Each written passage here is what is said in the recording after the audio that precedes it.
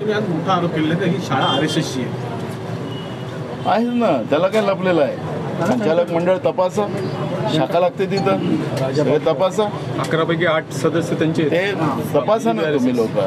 भाजप विचाराचे RSS लोक, कारण की आता जो आपटे आहे त्या आपटे इकडे त्याचा भाऊ भाजपचा पदाधिकारी आहे, राम पाटकर माजी नगराध्यक्ष. मी तुम्हाला राम पाटकर आहे, अशी खूप लोक आहेत. त्याला एकदा तपासा तुम्ही. आरोप नाही करत आहे, वस्तुस्थिती मांडलेली आहे. नाना, कराडचा एक विषय होता. कराडचा एका आश्रममध्ये ज्या प्रेसिडेंट होते त्यांनी सेक्स रॅकेट तिथं चालवलेला गुन्हा दाखल झालेला, पोलिसांनी ताब्यात घेतलेला आहे.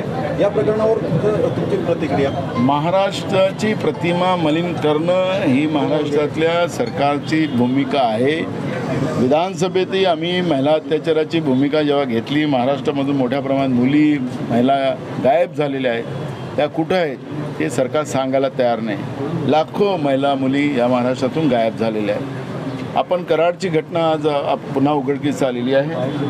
ही जी आश्रमशाळा होती, या आश्रमशाळेमध्ये सेक्स रॅकेट चालत होतं. शाळेतल्या मुलींवर ज्या पद्धतीनं त्यांच्यावर अत्याचार केला जात होता, या सगळ्या गोष्टी आता उघडकीस झाल्या. ह्या सरकारनं खरं तर महाराष्ट्रामध्ये एकीकडे लाडकी बहीण सांगायची आणि त्यांच्यावर अत्याचार करायचे, हे जे कृत्य महाराष्ट्रामध्ये चाललेलं आहे, या सरकारचा धाकच राहिलेला नाही. आणि म्हणून महिलांची सुरक्षा हीच आता ऐरणीवर आलेली आहे. आणि सरकारने तातडीनं, खरं तर यांची आता लायकीच राहिली नाही सरकार चालवण्याची, यांनी घरी जावं, नाही तर जनता यांना खाली उतरवल्याशिवाय शांत बसणार नाही. ही आपण चर्चा केलेली आहे, नेमकी काय आपली चर्चा झालेली आहे आणि आपल्याला काय सांगण्यात आले? बघा, आता मी आमच्या रेग्युलर IPS अधिकाऱ्यांसोबत, रेल्वे पोलीस अधिकाऱ्यांबरोबर सगळ्यांशी चर्चा केलेली आहे. जे काल ज्यांनी आंदोलन केलं, पीडित परिवारांना न्याय मिळावा ही भूमिका घेऊन सर्वसामान्य लोकांनी जे आंदोलन केलं, त्यांच्यावर जे गुन्हे दाखल केलेले आहेत, त्यामध्ये शाळा कॉलेजमध्ये शिकणारेही मुलं आहेत, ते गुन्हे तातडीनं वापस घेतले गेले पाहिजेत आणि पीडित परिवाराला न्याय मिळाला पाहिजे. दुसरा महत्त्वाचा प्रश्न, ही जी शाळा आहे ती RSS BJPची शाळा आहे, त्या शाळेचा मोठं सहभाग या सगळ्या घटनेमध्ये आहे. त्यांचं जे संचालक मंडळ आहे त्यांचं याच्यामध्ये, कारण की पुरावे नष्ट केले गेलेले आहेत, CCTV फुटेज तिथून काढले गेलेले आहेत. आणि घटना जेव्हा ही झाली आणि मुलींचे पालक जेव्हा संस्थेच्या प्रमुखांना भेटल्यात, त्याच वेळेस हे सगळी कारवाई पुढं येऊन त्यांनी करायला पाहिजे होतं. संस्थेची बदनामी आणि भाजप आणि RSSचं नाव याच्यामध्ये खराब होईल, या चिंतेने पीडितांना न्याय मिळाला नाही पाहिजे अशी भूमिका त्या ठिकाणी घेतली गेलेली आहे. ही खऱ्या अर्थानं लज्जास्पद आहे. मी पोलिसांना विशेष करून आत्ता त्यांना भेटलो, ते या आमच्या निर्दोष लोकांवर ज्यांनी हे जनआंदोलन उभं केलं त्यांच्यावर जी कारवाई केलेली आहे ती वापस घ्यावी अशी त्यांना आम्ही सूचना केलेली आहे. आणि सरकारसोबतही आम्ही बोलू. नाहीतर जे 24 तारखेला आमचं आंदोलन आहे, महाराष्ट्र बंदचं आंदोलन आहे, त्या आंदोलनामध्ये महाराष्ट्रातल्या सगळ्या लोकांवर तुम्ही कारवाई करा आणि सगळ्यांना जेलमध्ये टाका. तुमच्या हुकमशाहीचा तरी लोकांना एकदा हा इतिहास कळू द्या, ही भूमिका आम्ही घेणार. नाना, काल जे लाठीचार्ज झालेला होता, ही लाठीचार्जचा नेमका काय कारण होतं, याबाबत काय आपल्यासोबत खुलासा झालेला आहे का, किंवा लाठीचार्जला कोणी प्रवृत्त केलेला आहे का, अशी काही बाबत चर्चा झाली का आपली? बिलकुल. आपण पोलिसांना आम्ही विचारलं, त्यांनी सांगितलं की आम्हाला पोलीस स्टेशनवर, संस्थेवर सगळा जो दबाव चाललेला होता त्याच्यामुळे आम्हाला ते करावं लागलं असं पोलीस सांगतात आहे. पण वस्तुस्थिती ती नाही. सरकारच्या आदेशानं इथले जे स्थानिक आमदार आहेत त्यांचाही सहभाग आहे, भाजपचे पदाधिकाऱ्यांचा सहभाग आहे, शिंदे गटातले काही नेते आहेत त्यांचाही सहभाग आहे. त्यांनी हा सगळा दबाव या ठिकाणी आणलेला आहे आणि सामान्य लोकांवर लाठीचार्ज करायला त्यांना भाग पाडलेला असं चित्र या ठिकाणी पाहायला मिळालं. आज संपूर्ण देशांची पत्रकार परिषद झाली, त्यांनी सांगितलं आहे पालकमंत्री आम्ही सर्व इन्क्वायरी केली आहे, या आंदोलनामध्ये बाहेरचीही लोकं होती त्याचीही इन्क्वायरी होणार.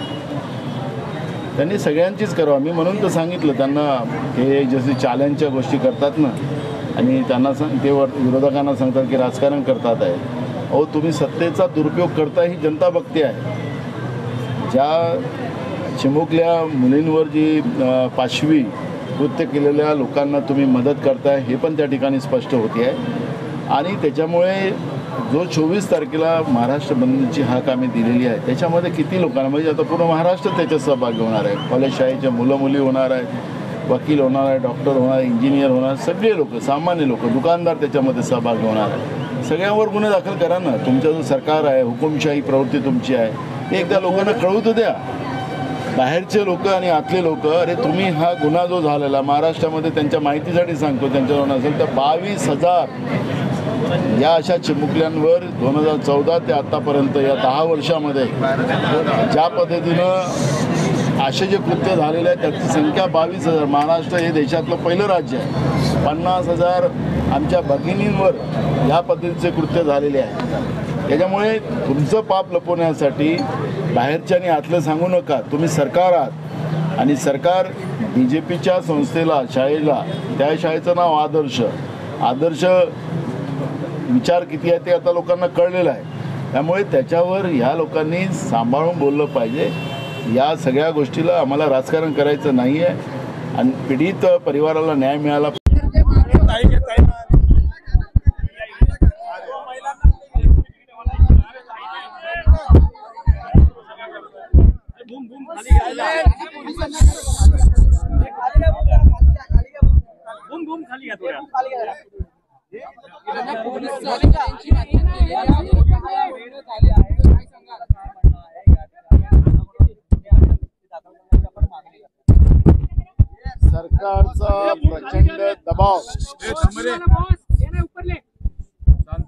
सरकारचा प्रचंड दबाव पोलीस प्रशासनावर आहे हे त्यांच्या वागण्यावरून आम्हाला लक्षात येतं.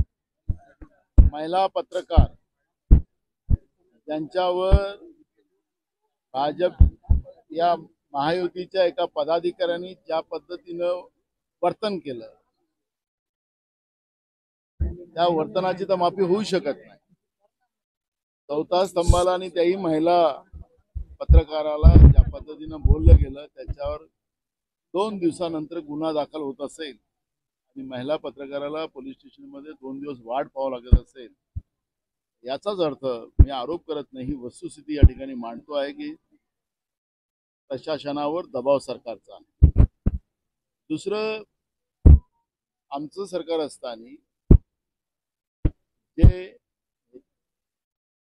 आंध्र प्रदेशमध्ये जी घटना झालेली होती त्याच्यानंतर शक्ती कायदा त्या आंध्र प्रदेशने आणलेला होता. त्यावेळेस तो कायदा महाराष्ट्रातील लागू करायचा निर्णय आमच्या महाविकास आघाडीच्या सरकारने केला. तो आता राष्ट्रपतीकडे मान्यतेसाठी आहे. महाराष्ट्राच्या सरकारने योगायोगानं डबल इंजिन, ट्रिपल इंजिन, चौबल इंजिन हे जे सांगतात, मग माननीय राष्ट्रपती महोदयांकडून तो कायदा पारित करून घेऊन येण्याचंही थोडंसंही त्यांनी लक्ष घातलेलं नाही.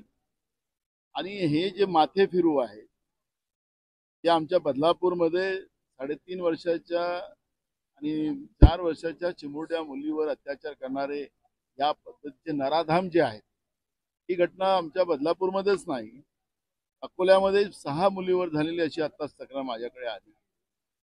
महाराष्ट्रामध्ये मोठ्या प्रमाणात लहान मुली आणि लहान मुलांवर या पद्धतीच्या अत्याचाराचं जे प्रकार आहे मोठ्या प्रमाणात वाढलेला आहे. 2014 ते 2024च्या काळामध्ये 22,000 प्रकरणं अशी पुढे आलेली आहे. म्हणजे देवेंद्र फडणवीसांचं जेव्हा सरकार 2014 मध्ये आलं तेव्हापासून तर 2024 मध्ये आजपर्यंत मोठ्या प्रमाणात या पद्धतीचा लहान मुलींवर आणि लहान मुलांवर अत्याचार होण्याचं प्रमाण वाढलेलं आहे असं पद्धतीचं आपण चित्र पाहतो आहे.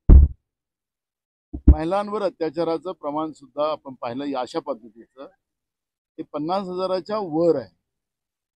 म्हणजे महाराष्ट्र मग मुली असतील किंवा आमच्या भगिनी असतील ह्या सुरक्षित नाही. आणि शक्ती कायदा जो महाविकास आघाडीने केलेला होता त्याला माननीय राष्ट्रपती महोदयाची सही घेऊन आणायची पण तत्परता हे सरकार दाखवत नाही. याचा अर्थ की हे महिला विरोधी सरकार महाराष्ट्रामध्ये आहे. या आमच्या चिमुरड्या ज्यांनी अजून जगाला पाहिलंच नाही, अजून सुरुवातही नाही केली, अशावर अत्याचार करण्यासाठी प्रोत्साहन करताय का, अशा पद्धतीची भूमिका आता जनतेच्या मनामध्ये निर्माण झालेली आहे. आम्ही आता बोललो तर ते सांगतात की आम्ही राजकारण करतोय. खऱ्या अर्थानं अन्यायाच्या विरोधात सरकारने पण पेटून उठायला पाहिजे. सरकारने कारवाईची प्रक्रिया जी पाहिलेली असेल आपण, ही घटना 12-13 तारखेला घडलेली घटना आहे. पालक हे संस्थेच्या लोकांकडे गेलेत. संस्थेच्या लोकांनी आपल्या संस्थेची अब्रू जाऊ नये, त्यांचीच अब्रू जाऊ नये यासाठी हे प्रकरण दाबण्याचा प्रयत्न केलेला आहे, हे सुद्धा याच्यात निदर्शनास आलेलं आहे. आणि त्याच्यामुळे त्या दिवसाची जे काही फुटेजेस आहेत, सीसीटीव्ही फुटेजेस आहेत, 12 आणि 13 तारखेचे फुटेजेस गायब करण्यात आलेले आहेत. त्याचा अर्थ संस्थेच्या संचालक मंडळाचा इन्व्हॉल्व आहे. संस्था RSS विचाराची आहे, संस्था भाजप विचाराची आहे, त्यांचे पदाधिकारी आहेत. हे काही आरोप नाही आहे, वस्तुस्थिती आपण पाहतो आहे. आपटे असतील, पाटकर असतील, ही सगळी लोक आपण भाजपचे पदाधिकारी आहेत त्याच्यामध्ये आपण पाहतो आहे. त्यामुळे आम्ही काही संस्थेवर खोटे आरोप करतो असं काही भाग नाही.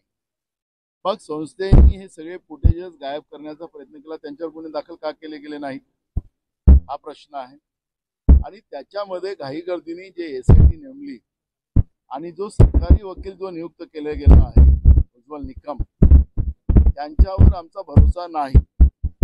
हे भाजपचे उमेदवार होते आणि सरकारी वकील हे भाजपची संस्था आहे, RSS ची संस्था आहे म्हणून वाचवण्याचा पूर्ण प्रयत्न करेल.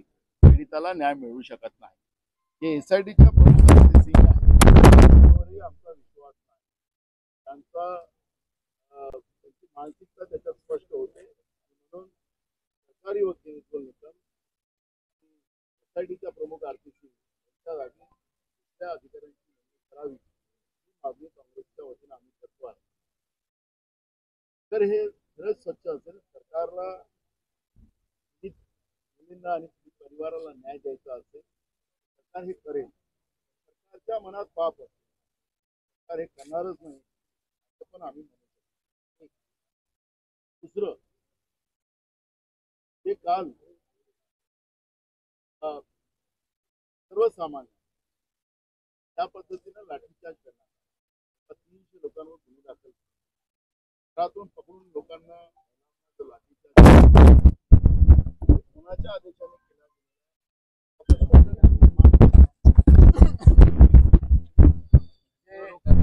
नावाचे आमदार जे वामन म्हात्रे आहेत, त्या रेडिओवर जे इशारे करतात ते तुमच्या या